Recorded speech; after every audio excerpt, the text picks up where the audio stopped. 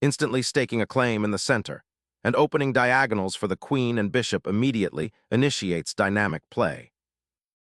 Mirroring white's central pawn immediately opens lines for both knights and queens, setting up a direct positional contest. Unlocking the king's defender initiates central pressure and prepares for swift piece development. Developing the knight to a natural square, this response gracefully contests the center and prepares for further piece activity.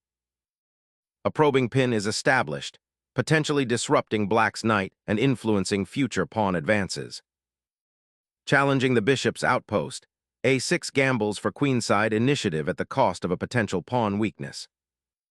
Doubling black's pawns on the c-file immediately opens a line for your bishop and creates a structural weakness for your opponent to exploit. Doubling pawns sacrifices tempo for the bishop pair, a potential long-term advantage if black can coordinate effectively. Securing the king's safety is paramount, allowing white to focus on developing the remaining pieces and controlling central squares. Sacrificing pawn structure for a precarious king's shield, preparing to challenge central control. Asserting central dominion, d4 immediately challenges black's somewhat passive pawn structure and aims to pry open the position for piece activity. Accepting the pawn exchange opens the e-file, but black must now carefully develop to avoid falling behind in tempo. Reclaiming the center with the knight now puts pressure on black's underdeveloped queenside. Challenging white's central pawn structure, this piece advance disrupts white's knight dominance and opens lines for black's queenside expansion.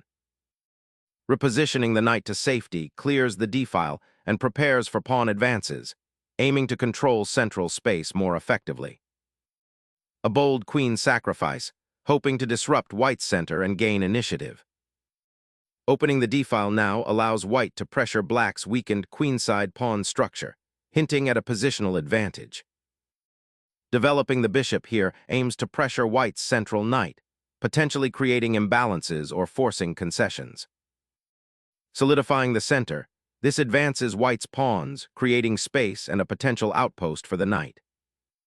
Developing the bishop to squares it can't easily be harassed from now improves black's piece coordination. Developing this bishop solidifies your queenside and prepares to contest the central files. Proactively solidifying the queenside pawn structure before castling creates a sturdy defense and prepares for future expansion. Launching a queenside pawn storm now, white aims to seize space and restrict black's developing possibilities. Developing the knight to e7 solidifies black's center and prepares for a queenside pawn push, offering good defensive potential.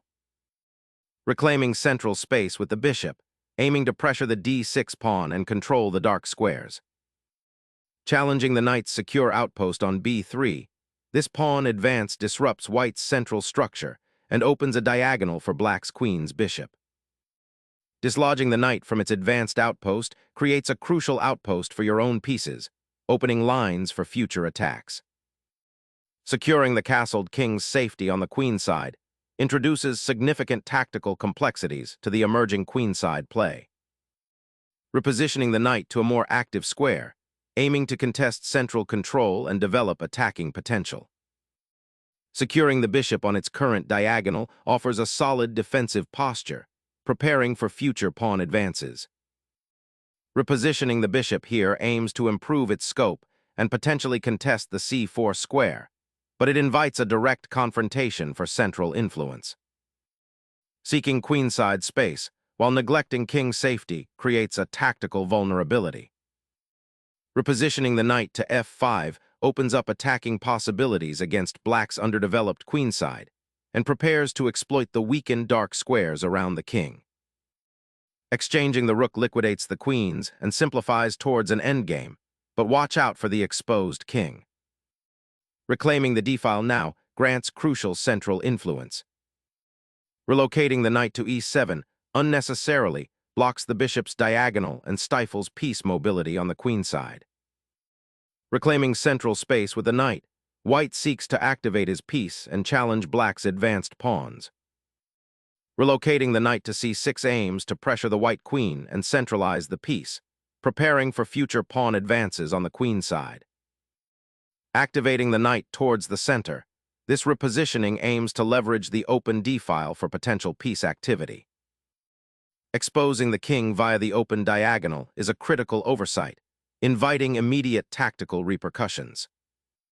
Repositioning the bishop aims to reinforce the e3 square and prepare for potential pawn breaks. Trading bishops here simplifies the position and aims to exploit white's exposed king. Unleashing the king into the fray signals a shift towards aggressive endgame play, hoping to activate it decisively before any pawn weaknesses are exploited. Repositioning the rook to the open file aims to challenge white's centralized knight and potentially create threats on the king side. Gaining attacking space on the king side, this pawn push prepares to dislodge the bishop and open lines for potential threats. Shifting the monarch towards the queen side offers a degree of safety from open files and prepares for potential pawn advances. Re-establishing knight presence in the center, eyeing potential breakthroughs and reinforcing king defense. Repositioning the bishop to this square aims to solidify black's queenside pawn structure and potentially free up the knight for more active squares. Pushing forward, white seeks to expand space on the king side, aiming to cramp black's maneuvering room. This strategic redeployment aims to contest the central files, potentially opening avenues for counterplay against white's centralized knight. The exchange of rooks simplifies to an endgame where white will struggle to activate their centralized knight against black's active bishop. Reclaiming that knight rebalances the pawn structure after the exchange and prepares to contest central influence. Unleashing a pawn avalanche to seize queenside space, aiming to disrupt black's rook maneuvering. Solidifying your pawn structure is paramount with your king still exposed. Pushing the pawn forward creates a strong central presence, aiming to disrupt black's queenside pawns. Opening the f-file transforms the pawn structure, potentially creating long-term weaknesses around the black king. Snatching the pawn opens the h-file, immediately targeting the newly exposed black king. The king bravely ventures toward the center, aiming to participate in the unfolding pawn struggle.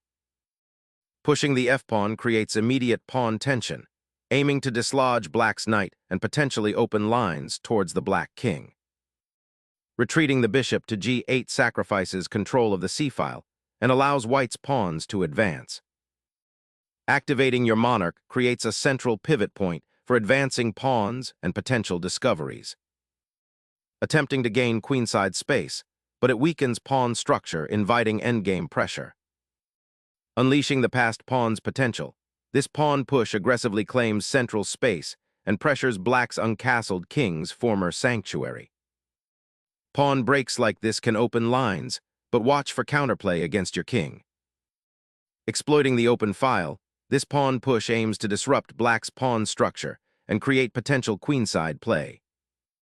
Sacrificing the bishop for pawn structure disrupts white's king safety and opens pathways for black's queenside expansion.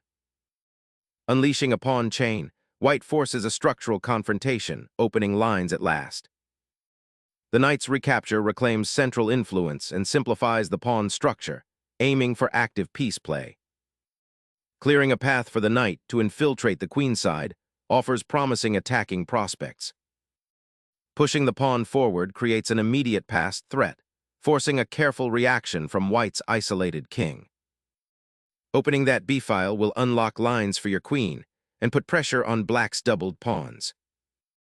Prying open the queenside, black gambles on creating a passed pawn despite the exposed king. Opening lines for your rook to dominate the weakened queenside by targeting the isolated pawn. Fighting for breathing room, black pushes the central pawns to disrupt white's intended queenside expansion and create a passed pawn of their own. Unleashing the king offers queenside counterplay, but risks leaving your monarch exposed to enemy pawns. The black king, now exposed, must find refuge from the encroaching white pawns and attack. Challenging the pawn chain with a knight gambit opens lines for your pieces. Reasserting knight activity by eyeing the passed pawn and supporting the upcoming d5 advance. Snatching that pawn opens a crucial diagonal, and aims to disrupt black's pawn structure. Pivoting the knight to d5 activates it, defending the weak pawns while eyeing potential outposts. Pawns advance to create a dangerous outside passer, aiming to disrupt black's king's safety. Capturing the knight repositions your pieces for a more active defense and challenges white's central pawn push. Capturing the knight here allows white to create a dangerous passed pawn on the d-file and unravel attacking potential against the black king. Reactivating the king now poses an immediate threat to white's exposed pawn majority. Navigating the doubled pawns with the knight offers a chance to regroup and contest the central advance. The knight's repositioning aims to disrupt white's pawn majority and seize initiative on the queen side. Unleashing a king hunt, forcing the knight retreat and seizing initiative. The black king, exposed and isolated, now faces immediate threats on multiple fronts. Unleashing a knight to force the black king to a less secure square.